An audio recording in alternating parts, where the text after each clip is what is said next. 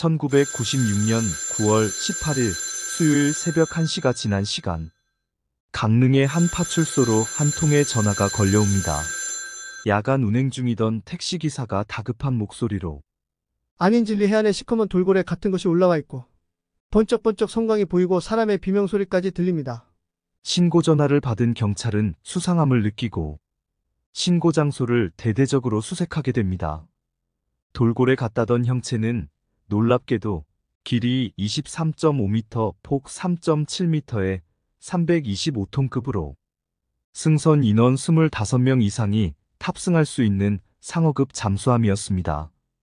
부대의 모든 병력이 투입되어 대규모 수색 작업이 이루어졌으며 일시적으로 강원도 일대는 밤 8시 이후 야간 통행을 금지시키고 침투의 흔적을 발견하면서 우리 군은 최고 경계로 진돗개 하나를 발령하였고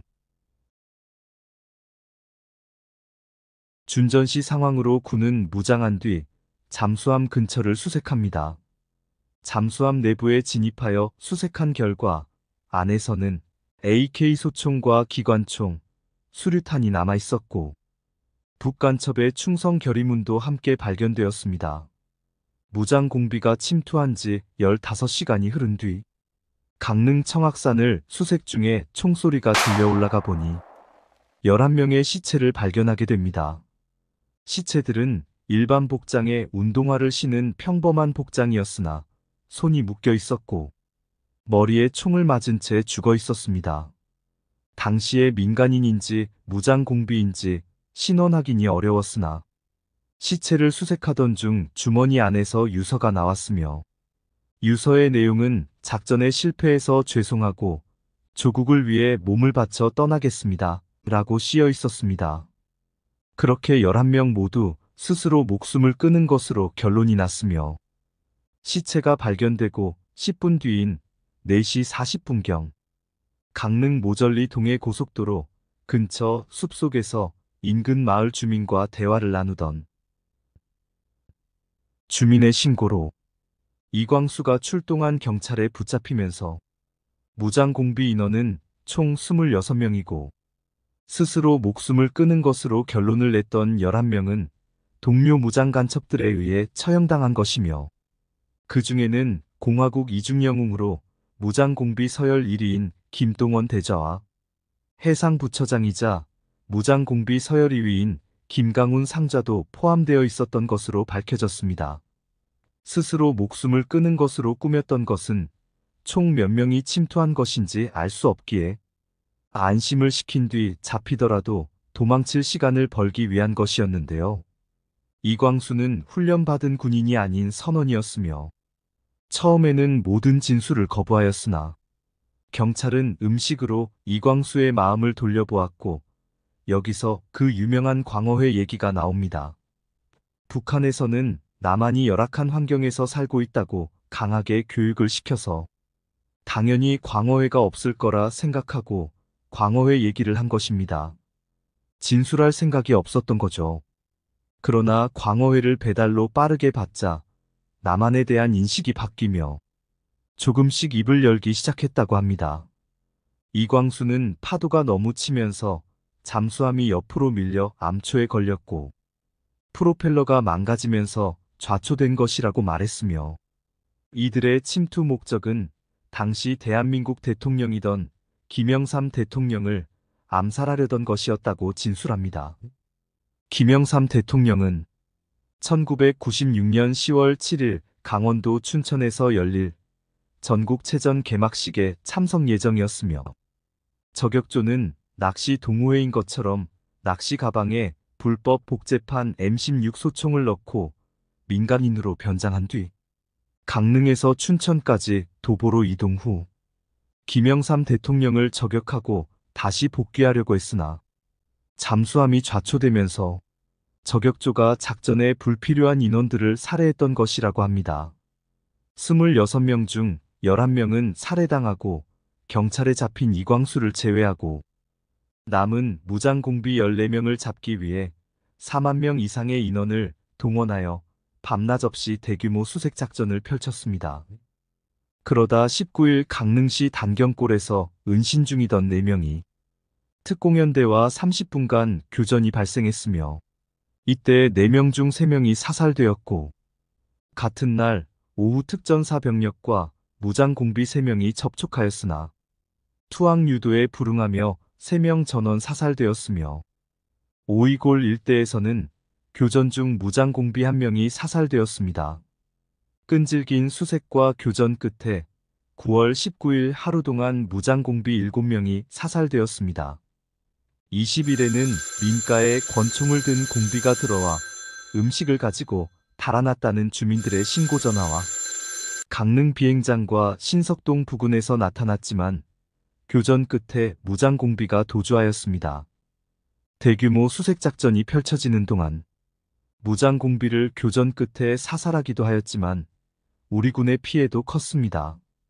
21일에는 칠성산 일대에서 2명을 발견하였지만 교전 중 특전사 소속 중사가 간첩에 의해 머리에 총상을 입고 사망을 하였고 22일에는 칠성산 계곡에서 교전 중 노도부대 소속 일병과 화랑부대 소속 상병이 중상을 입고 병원으로 후송되던 중 사망을 하였습니다. 23일 칠성산에서 민간인 1명이 오인 사격으로 사망하였고 군인 2명이 중상을 입었으며 28일 왕제산 정상 부근에서 잠수함 부함장을 사살하였고 29일 고성군 을지부대 소속 병장이 근무지를 무단 이탈하며 오인 사격으로 사망하였습니다. 30일 칠성산 정상에서부터 내려오며 수색하던 중 밭에서 은거하고 있던 무장공비를 발견 후 투항을 권유했으나 무장공비가 총을 꺼내들자 특전사 대원들이 사격을 실시하여 사살되었습니다.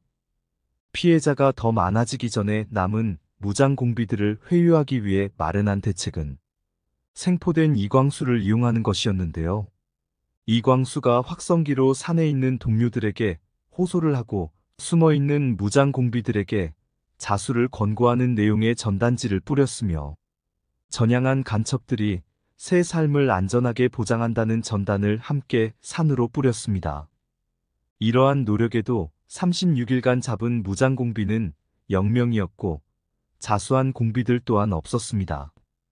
이 기간 동안 무장공비는 강원도 전 지역을 돌아다니며 10월 9일 평창군에서 버섯을 채취하던 민간인 3명을 피살하고 용평 스키장 매점에 들어가서 음료를 훔쳐서 꺼내 먹고 오락실에 들어가서 잠을 자기도 했으며 22일 사격장에서 벌목 작업 중이던 일병을 사살 후 일병의 전투복을 빼앗아 입고 도주하기도 했습니다.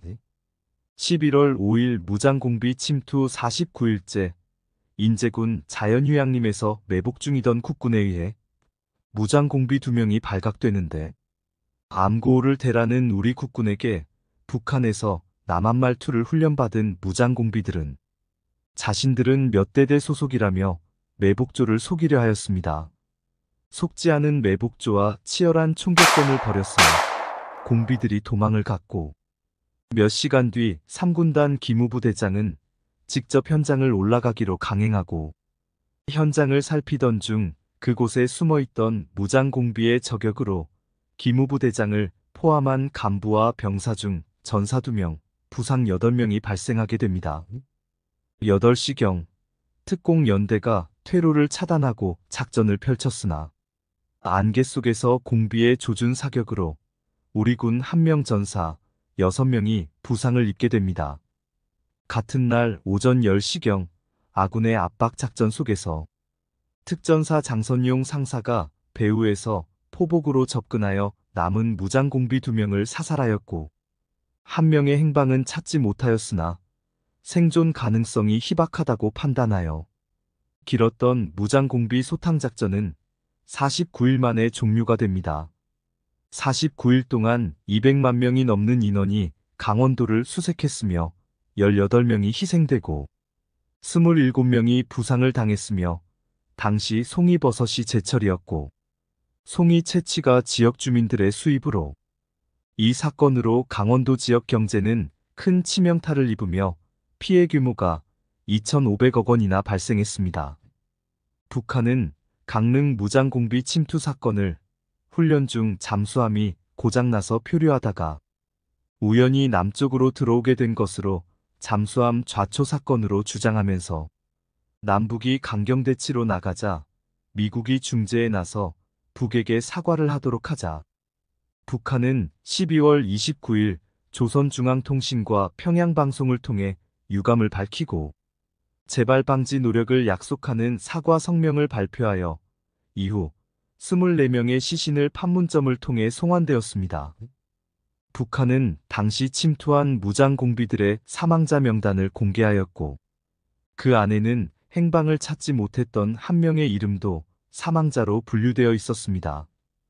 해당 인원들은 공화국령 웅치무가 추서되었고 조국 해방전쟁 승리기념관 건물에 강릉 침투 임무를 기념하는 벽화까지 새겨서 붙여두고 활용하고 있다고 합니다. 생포된 이광수는 조사 후 대한민국으로 전향하여 해군에 입대해 군무원으로 근무하였고 대한민국 여성과 결혼하여 살고 있다고 합니다. 그리고 마지막 날 교전이 있던 연화동에는 이를 기억하기 위해 공원을 조성해 해마다 추모 행사를 하고 있습니다.